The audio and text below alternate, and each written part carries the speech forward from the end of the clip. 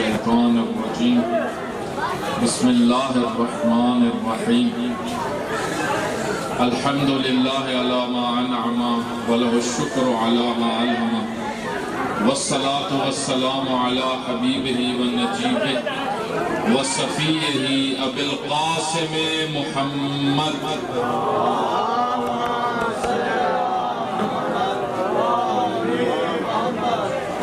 وعلى آله الطيبين الطاهرين المعصومين الذين أذهب الله عنهم الرجس وطهرهم تطهيرا.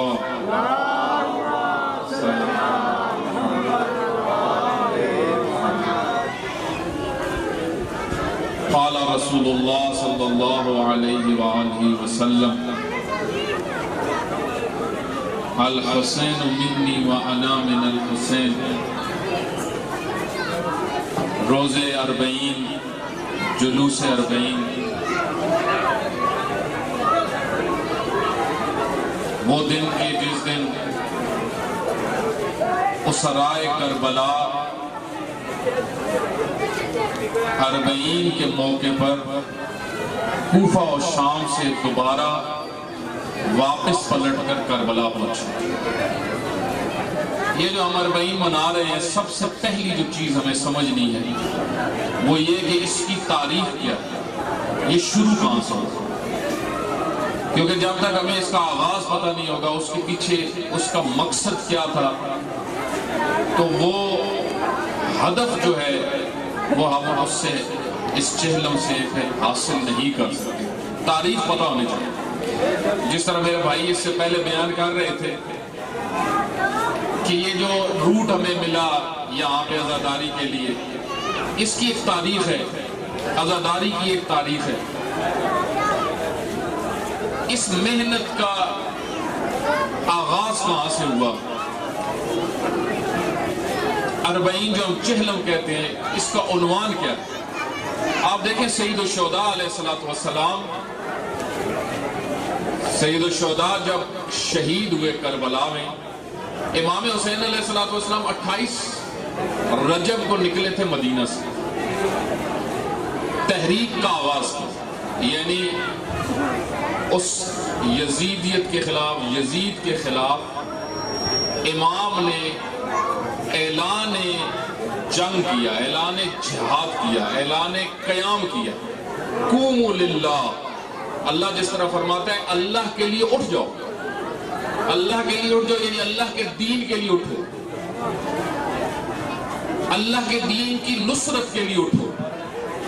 اللہ فرماتا ہے صاحبان ایمان ان تنصروا اللہ، اگر اللہ کے دین کی مدد کے لیے اٹھو گے اللہ تمہاری مدد کرے گا، اللہ تمہارے ساتھ ہو جائے گا. اللہ کا اصول ہے ہم اللہ کے لیے قدم اٹھائیں، اللہ کے رسول کے لیے قدم اٹھائیں، اہل البیت کے مکتب کے لیے قدم اٹھائیں، اللہ سبحانہ وتعالی اس کے نتیجے میں ہماری نصرت فرمائے گا. اور اللہ کی نصرت اس کی رحمت ہوتی ہے، اور اللہ کی رحمت جب کسی کے شامل حال ہو جائے اس کی مشکلات ختم ہو جاتی ہیں، اس کی زندگی میں آسانیاں آ جاتی ہیں.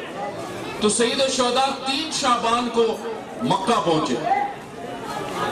3 شعبان سے لے کے 8 ذی الحجہ تک تقریباً 4 مہینے اور کچھ دن امام حسین علیہ السلام مکہ میں رہے. 8 ذی الحجہ کو احرام حج کا عمرہ مفردہ میں بدل کر وہاں سے نکلتے ہیں کوفہ کی طرف. اور سید الشہداء علیہ السلام 2 محرم الحرام کو کربلا پہنچے، وادی نینو.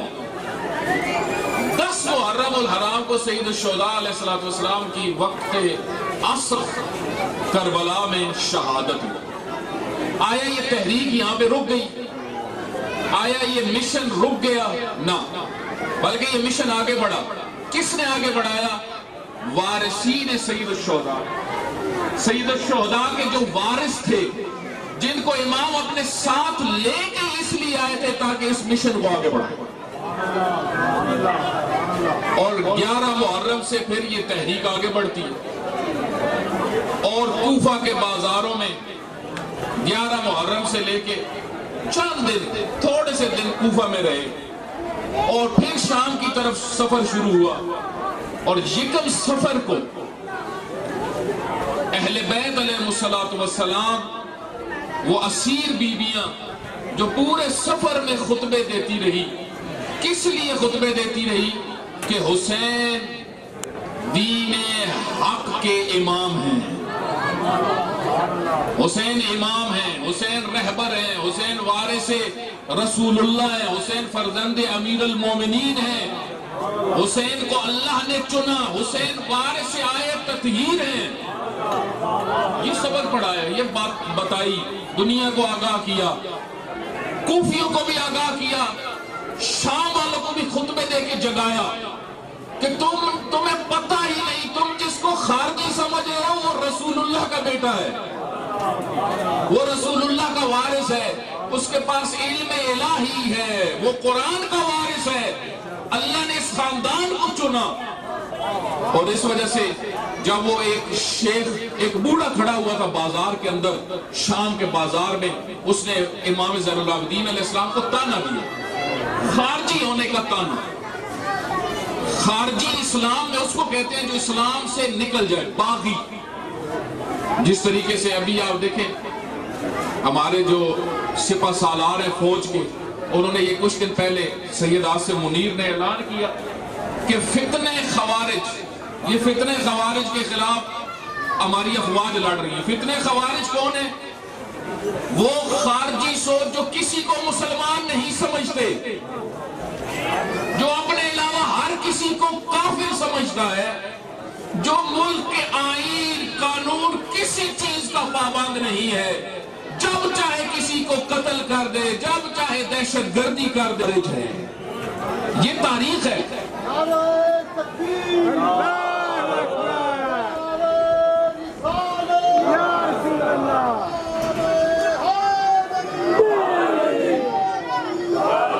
آپ دیکھیں کس طرح ان خوارج نے پارا چنار میں ظلم کیا، بے رحم ہے یہ، ان پہ رحم نہیں کیا جا سکتا۔ ان کا رائے حل صرف ایک ہی ہے کہ ان خوارج کی طاقت کو کچلا جائے، جس طرح امیر المومنین نے خوارج کی طاقت کو کچل کے رکھ دیا۔ امیر المومنین نے جنگ نہروان میں کسی کو نہیں چھوڑا تھا۔ امیر المومنین نے فرمایا تھا یہ فتنہ ہے، اور فتنہ اس وقت ختم ہوتا ہے جب اس کو اکھاڑ کے پھینک دیا۔ فتنہ اس وقت ختم۔ آپ توجہ کریں، اب اہل بیت جب پہنچے شام میں تو ایک بوڑھا کھڑا ہوا تھا، اس نے تانا دیا۔ امام علیہ السلام نے فرمایا، تبلیغ کی، بازار شام میں کہا، اے شیخ کیا تم نے آیت تطہیر پڑھی ہے؟ اس نے کہا تمہارا اس آیت سے کیا تعلق؟ حضرت نے فرمایا یہ جو اہل بیت ہیں جن کو اللہ نے ہر ریش سے پاک کیا ہے، وہ فاطمہ کی اولاد ہیں اور ہم فاطمہ کے بیٹے ہیں۔ پھر امام نے دوسری آیت پڑھی، آئے مودت، قل لا اسألکم علیہ اجر الا المودت فی القربہ، اے رسول خدا ان سے کہہ دیجئے میں آپ سے کچھ نہیں مانگتا رسالت کے بدلے، صرف میرے حسن سے محبت کرو، میرے حسین سے محبت کرو۔ امام حسین سے محبت اجر رسالت ہے، جو حسین کا نہیں وہ مصطفیٰ کا نہیں ہے، جو حسن مجتبیٰ کا نہیں وہ رسول اللہ کا نہیں ہے۔ رسول اللہ نے فرمایا الحسن والحسین سید شباب اہل الجنہ، میرے بیٹے حسن اور حسین جنت کے سردار ہیں۔ اے مسلمانوں، اگر جنت میں جانا چاہتے ہو تو جنت کے سرداروں سے وفا کرو۔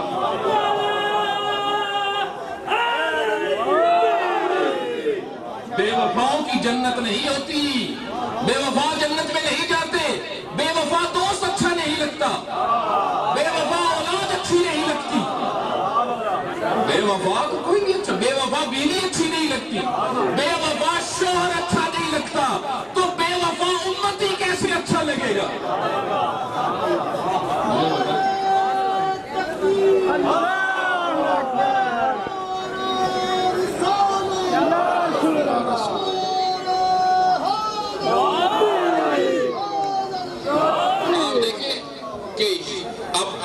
یکم صفر سفر سے امام نے 2 آیتیں اور اس کے سامنے پڑھی، توجہ کریے.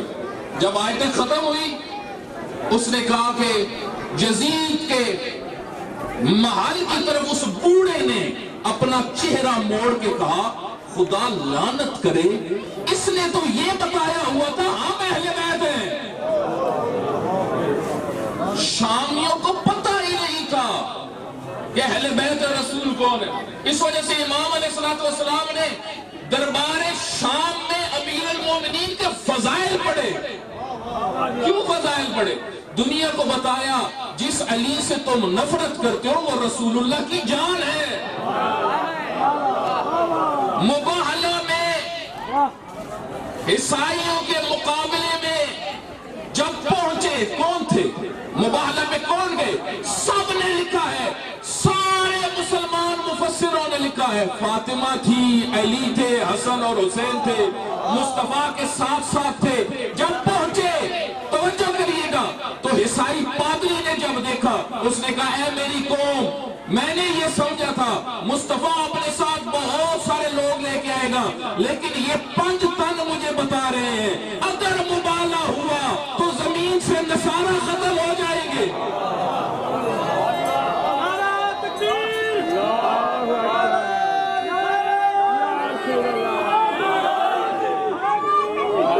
میرے بھائی جن کے مقابلے میں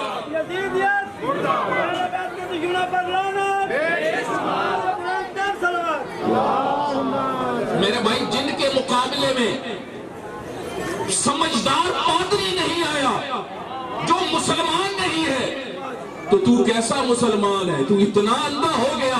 ان کے مقابلے میں آتا ہے جن کے مقابلے میں آنے سے انسان صرف دنیا میں تباہ نہیں ہوتا، آخرت بھی تباہ کر دیتا. جو اہل بیت سے دور ہوئے ہیں انہوں نے دنیا میں کیا کمایا؟ ان کو دنیا میں کیا ملا؟ اگر تم کہو کہ حکومت ملی تو سنو، اگر یزید کو حکومت ملی تھی تو وہ آج حکومت لعنت کے برابر ہے.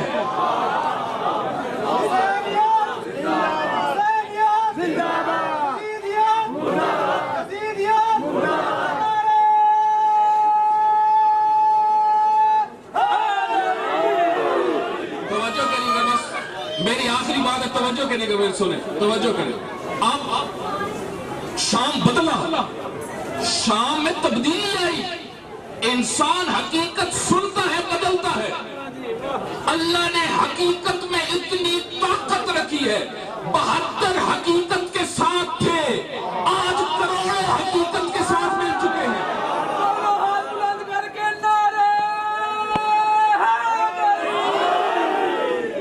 اس وقت 72 حقیقت کے ساتھ تھے. ماحول گھٹن کا تھا، نکلنا مشکل تھا، لیکن 72 نکلے. ان میں اتنی طاقت تھی. حسین نے اللہ کے لیے اپنا سب کچھ عاشورہ کے دن دیا تو اللہ نے عوض میں کیا دیا؟ اللہ نے کہا اچھا حسین تم نے سب کچھ میرے لیے دیا، اب سن لو 40 ہوگا تو ہر جگہ تمہارا نام ہوگا، مخلوق تمہاری طرف رخ کرے گی. اس وجہ سے آپ دیکھیں اہل بیت جب آئے 40 کے، اس کے بعد 40 شروع ہوا. آج پوری دنیا کے اندر ہر مسلک کا شخص آپ کو کربلا میں نظر آئے گا، بلکہ میں چیلنج کے ساتھ کہہ سکتا ہوں ہر دین کا شخص آپ کو کربلا میں نظر آئے گا. ہاتھ کھول کے لوگ نماز پڑھ رہے ہیں حرم امام حسین علیہ السلام، ہاتھ کھول کے پڑھ رہے ہیں، ہاتھ بند کر کے پڑھ رہے ہیں، ہر طرح سے نماز پڑھی جا رہی ہے. ہر مذہب کا شخص، کوئی کسی سے ڈرتا نہیں ہے. لیکن پاکستان میں جس طرح مرزا صاحب کہتے ہیں ادھر تو مخالفت میں ہو سکتا ہے کسی ٹائم تکبیر بلند ہو جائے. یہ حالات کس نے بنائے؟ یہ جہالت ہے، یہ جہالت ہے. جہالت پھر قواریت ہے. حسین اپنے اس وجہ سے یہ جملہ آج کل آپ میڈیا کے اوپر بھی دیکھیں گے، حسین یجمعنا، حسین نے پوری دنیا کو ایک جگہ اکٹھا کر دیا. یہ امام کی طاقت ہے. امام اپنے پورے وجود کے ساتھ ساری شیطانی طاقتوں کو آج بھی للکار رہے ہیں. جس طرح خیبر پہ علی نے مرہب کو للکارا تھا، آج حسین ابن علی اسرائیل کو اسی طرح للکار رہے ہیں. جس طریقے سے میدان کربلا میں کہہ رہے تھے اے فلاں کے بیٹوں، میں کس جھکنے والا نہیں ہوں، تم جتنی طاقت استعمال کر لو، میں یزید کی بیعت نہیں کروں۔ اس وجہ سے علامہ اقبال نے کیا فرمایا، بس علامہ اقبال کے اشعار پہ میں ختم کروں گا۔ کتنا خوبصورت ہمارے پاکستان کے مصور رموز بے خودی، جا کے پڑھیں علامہ اقبال کی۔ علامہ اقبال کیا فرماتے ہیں، رمز قرآن از حسین آبوختے، ہمیں قرآن حسین سے سمجھ میں آیا ہے۔ از آتش اون شعلہ افروختی، حسین نے جو عشق کی آگ جلائی ہے، یہ عشق ہے۔ یہ گرمی کی شدت میں اس طرح کھڑے ہونا، یہ چلنا، نکلنا، تبرک دینا، یہ سب عشق ہے۔ آپ کربلا میں دیکھیں کس طرح عشاق حسین ظاہرین کی خدمت کر رہے ہیں۔ میرے بھائی دروازے لوگوں نے کھول دیے۔ آج آپ دیکھیں حج کے موقع پہ ایک بڑا خرچہ کیا، حاجی کے جانے کا خرچہ ہوتا ہے، پھر ادھر کھانے کا خرچہ ہوتا ہے۔ آپ کربلا میں آج جائیں، اربعین کے موقع پہ جائیں، آپ 10 دن میں 1 روپے کی اپنی چیز نہیں خریدیں گے۔ 1 روپے کی آپ کو 3 ٹائم نہیں 10 ٹائم کھانا ملے گا۔ جتنا منتیں کر کے کھلاتے ہیں، یہ کون سی چیز ہے؟ یہ عشق ہے۔ عشق انسان کو آمادہ کرتا۔ پھر علامہ اقبال کا شعر بیان کر کے مسائل کے چند جملے آپ دیکھیں، علامہ اقبال پھر کیا فرماتے ہیں؟ فرماتے ہیں کہ تا قیامت قطع استبداد کر، حسین نے قیامت تک ہر بری طاقت کو کچل دیا ہے۔ علامہ اقبال کیا فرماتے ہیں؟ ہر شیطانی طاقت کو جو اپنے زور سے مخلوق کے اوپر دباؤ ڈالتی ہے، حسین کے وجود سے ہمیشہ کے لیے اس طاقت کی نابودی ہو۔ اس وجہ سے آج جتنی تحریکیں ظلم کے خلاف اٹھتی ہیں، ان تحریکوں کے پیچھے کردار ہے امام حسین علیہ السلام۔ سیدہ زینب نے اپنے خطبوں کے ذریعے، میں نے جس طرح آپ کی خدمت میں عرض کیا کچھ دن پہلے جمعے میں، کہ ایک عیسائی عالم نے لکھا ہے، وہ کہتا ہے کہ علی ابن ابی طالب بڑے شجاع تھے، بڑے طاقتور تھے، بڑے میدان فتح کیے، لیکن شام کا میدان علی فتح نہیں کر سکے۔ لیکن علی کی بیٹی وہ ہے جس نے اپنے خطبوں سے شام کے دربار کو بھی فتح کیا۔ اسی دربار میں یزید کو پر لعنت ہوئی، آپ تاریخ پڑھے، اسی دربار میں سیدہ کے خطبے کے بعد لوگ اٹھے، ایک شخص ابو برزہ اسلمی بیٹھے ہوئے تھے، صحابی رسول تھے، وہ اٹھ کے کہنے لگے، یزید خدا تجھ پہ لعنت کرے، تو جن دانتوں پہ چھڑی مار رہا ہے، تو جن ہونٹوں پہ چھڑی مار رہا ہے، میں نے خود اپنی آنکھوں سے دیکھا ہے، رسول اللہ انہی ہونٹوں کو چوسا کرتے تھے، رسول اللہ اسی چہرے پہ بوسہ دیا کرتے تھے، جس کو تم نے اس طرح ٹکڑوں میں کیا، اور سب نے کہا یہ کن کی بیٹیاں ہیں؟ مصطفیٰ کی بیٹیوں کو درباروں میں لے گئے۔ عزیزو، اتنا دردناک منظر تھا شام کا بازار اور دربار۔ مجھے بتائیں وہ غیرت مند امام کس طرح برداشت کرتے رہے جب دربار کے ڈاکٹر طاہر القادری اہل سنت کے بہت بڑے عالم ہیں، وہ ایک مسائل ایک جگہ پہ پڑھ رہے تھے، میں سن رہا تھا، وہ فرماتے ہیں کہ شام کے دربار کے اندر کچھ حبشی غلام تھے، یزید کے حبشی غلام، انہوں نے دیکھا ایک خاتون حبشہ کی ہے کھڑی، حضرت فضہ کہتے ہیں حبشہ کی، وہ پہچان کے انہوں نے کہا یہ ہمارے علاقے کی خاتون ہے، یزید کے پاس گئے اور یزید کو جا کے کہتے ہیں، یزید یہ ہماری غیرت کے خلاف ہے، ہمارے علاقے کی خاتون دربار میں کھڑی ہو اور اتنا مجمع بھی موجود ہو۔ اس وقت جب یہ جملے سنے نا سیدہ زینب نے، تو رسول اللہ کے حرم کی طرف چہرہ کر کے فرمایا، یا رسول اللہ آج تو فضہ کے دفاع کرنے والے نہیں ہیں، آپ کی بیٹیوں کا دفاع کرنے والا کوئی نہیں ہے۔ وہ اسیر تھکے ہوئے، عزیزو آپ کتنے تھک گئے، لیکن آپ کو کسی نے باندھا تو نہیں ہے، آپ کو کسی نے تازیانہ تو نہیں مارا، آپ کے ہاتھ سے کسی نے پانی تو نہیں لیا بلکہ پانی پلانے والے ہیں۔ اب وہ بیویاں جو پیاسی تازیانے کھا کے تھکی ہوئی کربلا میں پہنچی، کیا منظر تھا، دفن تو کر دیا تھا امام زین العابدین نے، وہ بھی بس میں چند جملہ امام کے بیان کر دیتا ہوں۔ امام جب بے اذن اللہ کے حکم سے کربلا پہنچے، عزیزوں کیا دیکھتے ہیں، ٹکڑے ہی ٹکڑے پڑے ہوئے تھے، ٹکڑے ہی ٹکڑے پڑے ہوئے تھے۔ کبھی علی اکبر کے وجود کو اٹھا کے دفن کرتے ہیں، کبھی عباس کے بدن کے ٹکڑوں بازوؤں کو اٹھا رہے ہیں، کبھی قاسم کے ٹکڑوں کو اٹھا رہے ہیں، کبھی حبیب کو اٹھا کے دفن کر رہے ہیں۔ سب کو دفن کر کے جب حسین ابن علی کو دفن اپنے بابا کو قبر میں اتارا، مقتل کے جملے ہیں، ان کٹی ہوئی رگوں کے اوپر چہرہ رکھ کے اونچا اونچا گریہ کرنا شروع کیا، اور اس کے بعد جب دفن کیا عزیزو، قبر کے اوپر معروف ہے، علماء پڑھتے ہیں، ایک جملہ لکھا، ہذا قبر الحسین، یہ قبر حسین ہے، الذی قتل عطشانا، جس حسین کو پیاسا قتل کر دیا گیا۔ عزیزو یہ پیاس ایسی دردناک تھی، اسی وجہ سے مقتل کے جملے ہیں۔ جب زلجنہ آئی نا خیمے کے دروازے پہ تو بیویوں نے دیکھا، سمجھ تو آ گئی کہ سوار واپس نہیں آیا۔